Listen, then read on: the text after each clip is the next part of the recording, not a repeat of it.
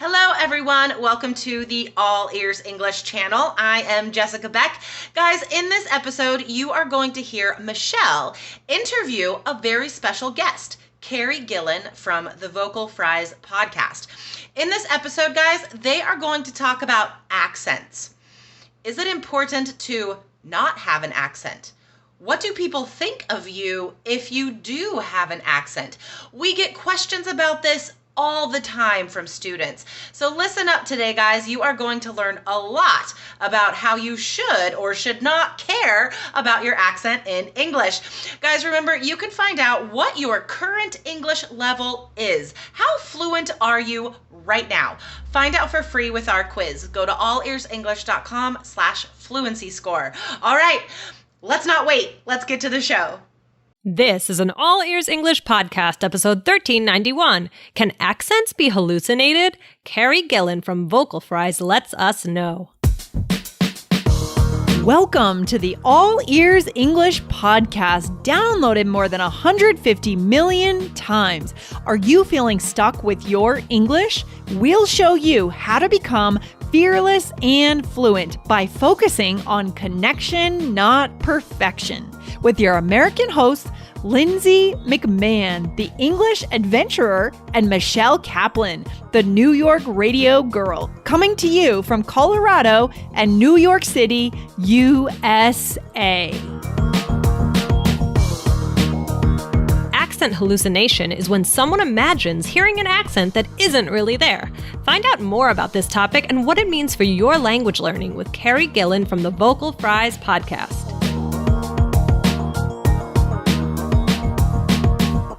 Hi, Carrie. How are you? Good. How are you? I am good. I am so excited to have you on the show today. Thank you for coming on All Ears English. Oh, thank you for having me. Awesome. So we are just so excited to have you guys here. Well, to have Megan couldn't make it today, but we are happy to have you, Carrie, here. So you are one of the co-hosts of the Vocal Fries podcast.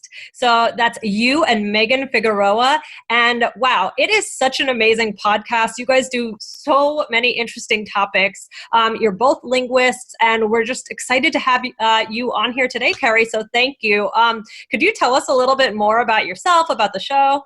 Sure. So I'm a former professor of linguistics. And once I left academia, I decided I needed to spread the word about linguistics in some way, and I realized that the thing that people most need to know about is linguistic discrimination, or the way that we judge each other for the way that we talk, and why that's not okay, why it's just as bad as any other form of bigotry.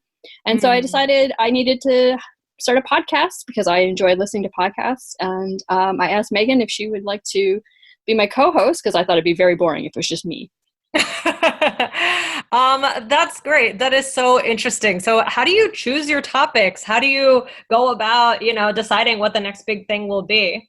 Oh, it kind of depends. Sometimes I see something in the news and I think, oh, that's something we should really address, and we should find someone who can talk about that particular topic, because we can only really speak to certain topics. We're both women, so we can talk about gender stuff, and we're both. Well, I'm definitely white, and Megan is like coded white. So, there's certain things that we just don't feel like we can address. She's Latina, so we talk about Chicana stuff a lot. But if we were going to talk about Black English, then we definitely should have someone who is Black on the show to talk about it. But sometimes people come to us and say, hey, I love your show. I'd like to be on it. And we look at what they want to talk about. And as long as it fits what we are doing, then we obviously have them on. And sometimes we just think, we have to talk about this thing. We know it's a thing we need to address, so let's go find someone to talk about it.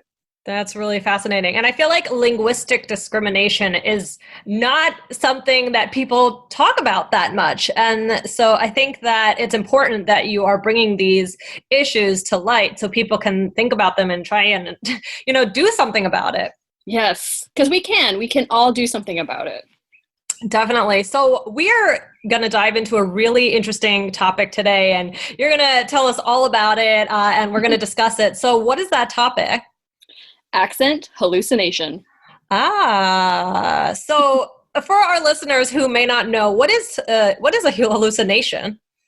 Oh, To start. Yeah, hallucination is when you perceive something that's not actually there. So normally when we think about hallucinations, we think about maybe visual hallucinations, which frankly, I don't know that much about because I'm not a brain scientist, but so like a mirage would be an example of a hallucination. But we also have auditory hallucinations. And if we do think about them, we probably think about things like schizophrenia, but it can happen to any of us that we hallucinate sounds or visuals.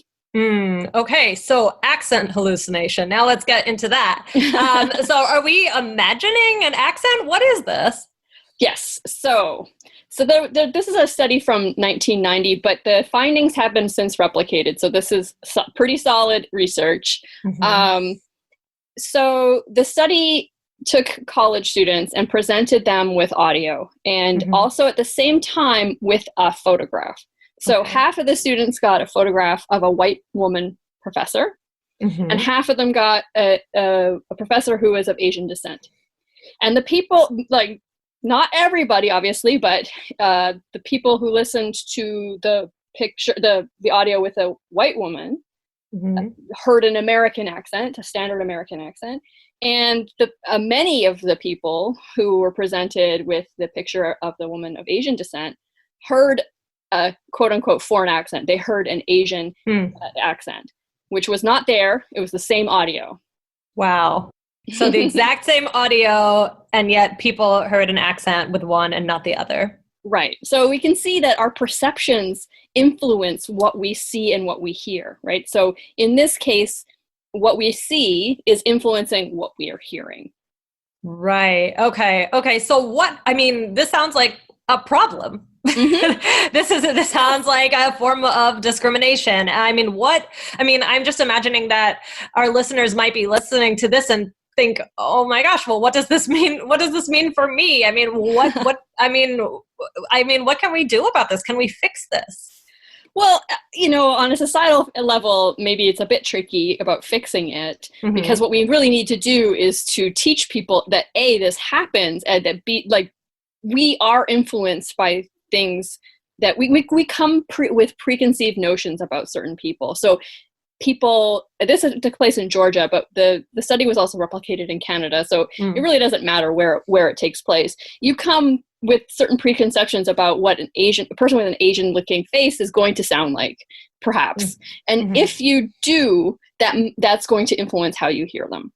But that's like, it's not so bad that you're coming with preconceived notions necessarily. It's just, you should stop and think about it. Is this really true? Like, what I'm expecting, am I actually getting that in reality? So on an individual level, we can all stop and think, hey, is this really what I'm hearing? Am I really perceiving this correctly? I know we all think that, we go through life and everything we hear and see is like true, but we're influenced by so many things. We're seeing everything through a lens, and we're hearing everything through a certain lens. So just stopping and thinking will go a long way.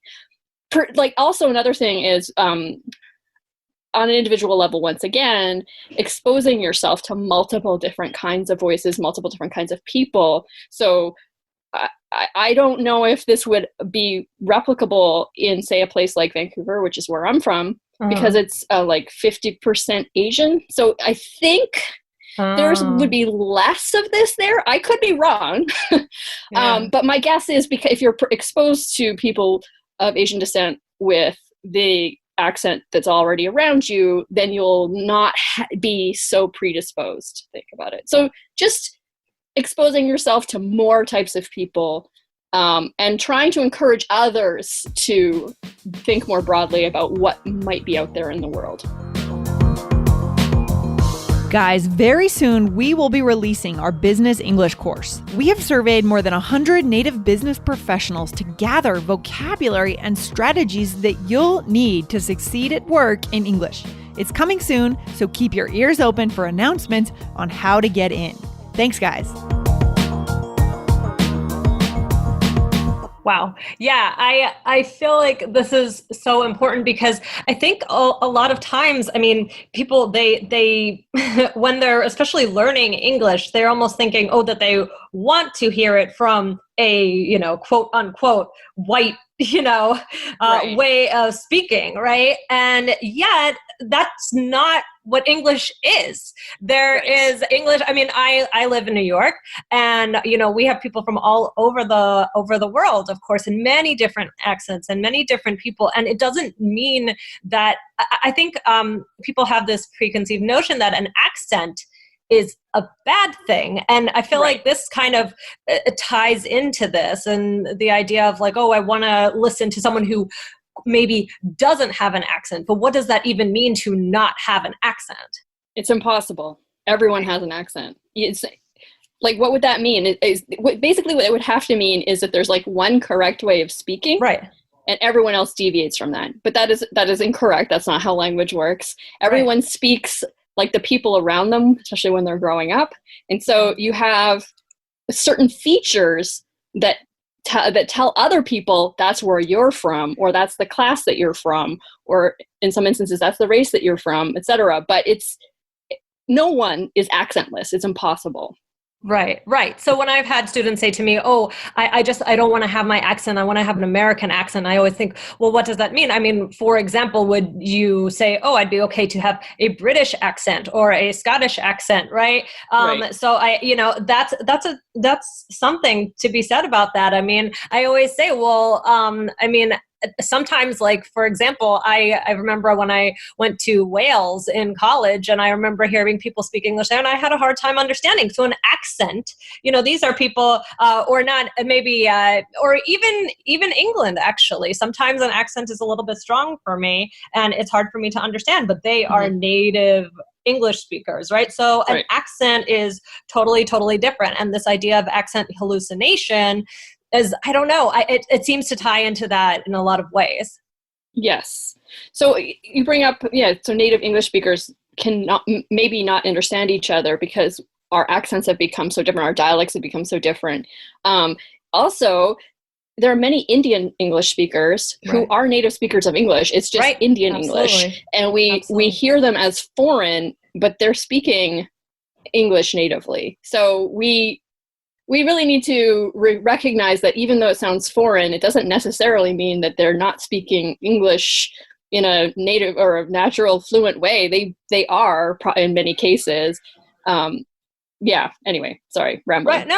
That's, I think that's an important point to make. And this idea of just like, what do we want to sound like to not have an accent? Because I think that more important is to learn how to be understood, right? For our listeners who are worrying about, maybe not having an accent. Instead, I think we need to reshape that and just say, okay, well, what are the words that I'm saying that maybe people are having a hard time hearing? How can I correct that? And focus on those things instead of trying to adopt an American accent, whatever that may be. Right. So how do you basically kind of meet in the middle, right? So how do you make it so that you're understood? And this happens also with, so speakers of UK English, some of them have to modify their accent, or Australian people as well. When they move to North America, they have to modify their accent a little bit so that they're better understood by the speakers around them. There's nothing wrong with that. It's this aim of trying to be accentless or to sound exactly like an American. Because first of all, which American accent? Right. That's what I was thinking. Well, I was thinking about the New York accent. I mean, I've heard of people who go into acting who have like a really thick New York accent who might actually have to try and get rid of the New York accent. So I don't know what the correct answer as to the American accent is. And Right.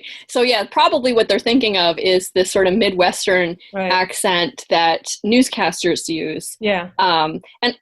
And when I talk about this, I always try to remind people, you're not getting rid of your accent. What you're doing is learning a second accent, so you're adopting a new one. And again, there's nothing inherently wrong with that. It's just if you frame it that way, it's more like, oh, I'm getting a new tool, rather than like shedding all of my identity. Right, because there is no reason to do that. And the accent, I mean, it is part of our identity. Mm-hmm. Right. Yes. So I like that idea of adopting something and adding something on rather than taking something away. I think that that's really inspiring. And just also, just as some takeaways for today, guys, just really thinking, okay, am I guilty of doing something like this? Think to yourself when you're speaking to someone, are you kind of putting on, in many different ways, are you assuming something about someone based on, whatever it is of your preconceived notions of that person, or wherever they may come from, right? So we want to think to ourselves, and I think that that's how we can bring about some change. And then also just, remember, again, focus on being understood, keep working hard, keep trying to achieve your goals, and don't forget about pronunciation. It's important. That's so important. But think about, okay, do I want to shed my accent, or do I just want to bring on something more that will help me connect with people, that will help me get to be understood? Right. Yes, yeah, exactly. And, I also want to remind people that, like, we've all done this and we all continue to do this. It's like we're all works in progress to be better people. Don't be too hard on yourself if you've done this, because everybody has. It's more, try not to do it in the future. Yeah, that's really great. That's really great. Okay, well, I think we are going to start to wrap it up, but I just wanted to tell our listeners again about the Vocal Fries podcast. So, Carrie, where can we find you and Megan? You can find us at vocalfriespod.com. Mm-hmm. That's, probably the easiest way. We're both on Twitter. I'm Carrie_GEE. And I don't remember Megan's, but you can easily find us on Twitter. Okay, fantastic. And how often do your episodes come out? Every 2 weeks. Perfect. Okay, guys, so head over to the Vocal Fries podcast. It is really, really fascinating. Lots of interesting things to learn, to think about. And thank you so much, Carrie, for coming on today. This was so much fun. Thank you so much for having me. Yes, it was a lot of fun. Okay, thanks. Have a good one. Thanks, you too. Thanks for listening to All Ears English. If you are taking IELTS this year, get your estimated band score with our 2-minute quiz. Go to allearsenglish.com/myscore. And if you believe in connection, not perfection, then hit subscribe now to make sure you don't miss anything. See you next time.